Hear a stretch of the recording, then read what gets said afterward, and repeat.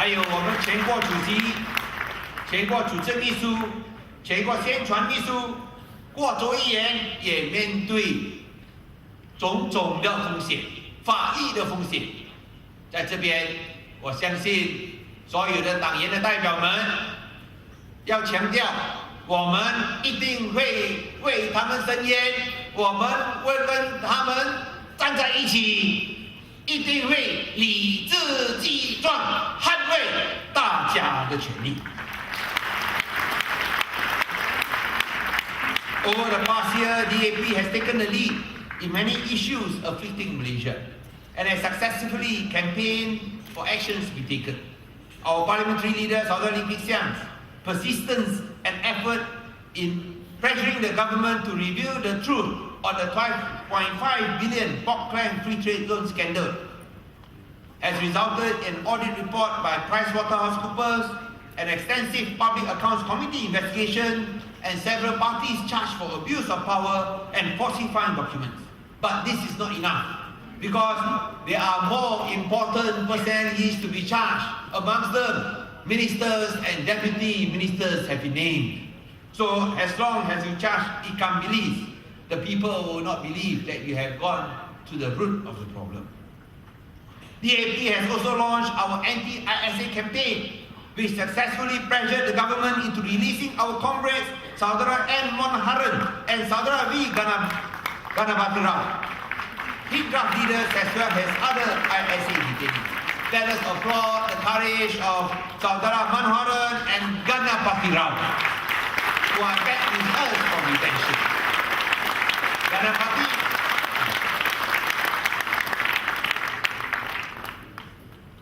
行动党国会领袖林继祥继续追究巴生港口贸易区丑闻，直到暴露，让大家知道这个涉及到125亿令吉，使到一些人被控。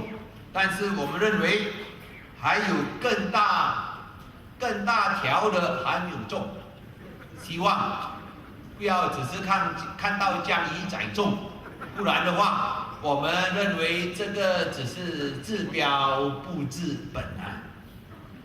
同时，我们为了展开反内部安全法令的运动，能够使到我们的领袖获胜，尤其是 M. Manoharan 跟 Ganabatirao， 我们要表扬他们的勇气和决心。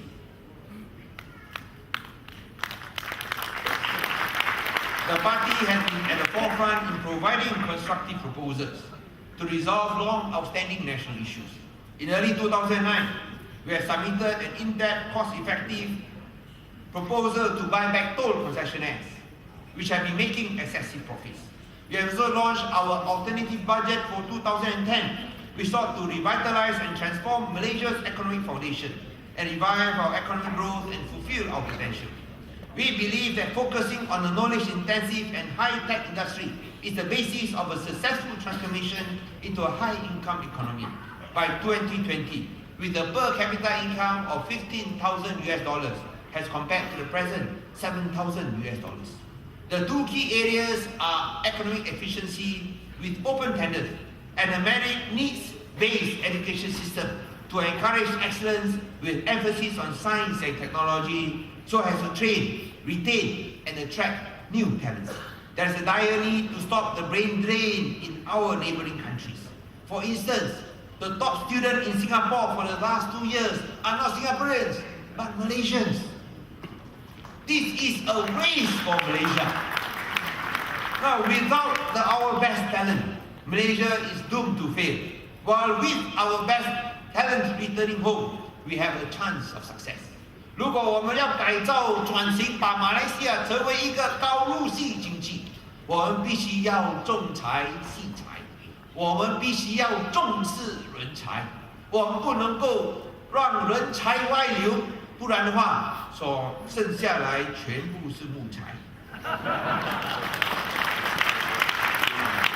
而且你知道，木材就好像朽木不可雕。看到我们的那个，大家就心知肚明了啦。所以，如果要能够转型成为一个国际先进国家，必须要重视人才，不能够再让人才外流。新加坡连续2年最优秀的学生、最佳的学生，我们的新加坡的状元啊，全部是来自马来西亚的。可悲啊！我们的人才全部给新加坡吸收哦。如果留不住人才，我们怎样能够成功？如果能够留住人才，我们一定行的。It is not surprising why Malaysia is stuck in a low skill, low productivity, and low wage toxic mix. According to a World Bank report, only 25% of our labor force is engaged in skilled work. 60% of Malaysian families live with a monthly household income of less than 3,000 ringgit. And skilled Malaysians are voting with their feet, going away, whilst we feed a huge unskilled foreign labor population. At the same time, the national budget ballooned thrice over the last decade. Operational expenditure doubled in 5 years. The federal service increased by a third, from 900,000 to 1.3 million personnel. And yet, the rise of public spending did not coincide with a visible decline of the provision. Unfortunately, coincided with a visible decline in the quality of service. And this is shocking. There is no value for money. We will change all that. If Pakatan Rakyat comes to power in Putrajaya, we will change all that. We will make sure that Malaysians are able to make ends meet. We will make sure Malaysians will get money which they have been denied for the last 53 years.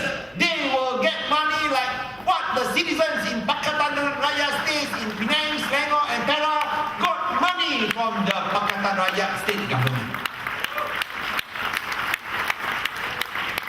Corruption, cronyism, collusion, epitomized by the loss of 2 fighter jet engines, are really shameful. The wealth of our nation, especially in the form of petroleum, has been depleted rapidly. Privatization has become piratisation and continues to haunt Malaysians. Decades of bigotry, racism and religious intolerance has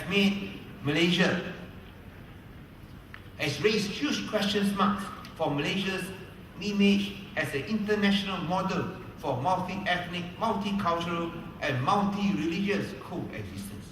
We wonder, what is the point of talking about KPIs, key performance index, or national key result areas if even jet engines can be stolen from our Navy or from our Air Force base? What is the point of talking about KPIs if not only they are stolen, they can be smuggled overseas? You think very easy to smuggle a jet engine out of the country? And then it can be done like this. What KPI are we talking about? 如果我们要有真正的改变，我们要提升我们的生活水准，我们必须要让明年能够在Putrajaya执政，好像在明年所控制的州属，人民拿到现钱。如果我们能够在Putrajaya执政的话，我们能够保证人民也能够获现金的援助。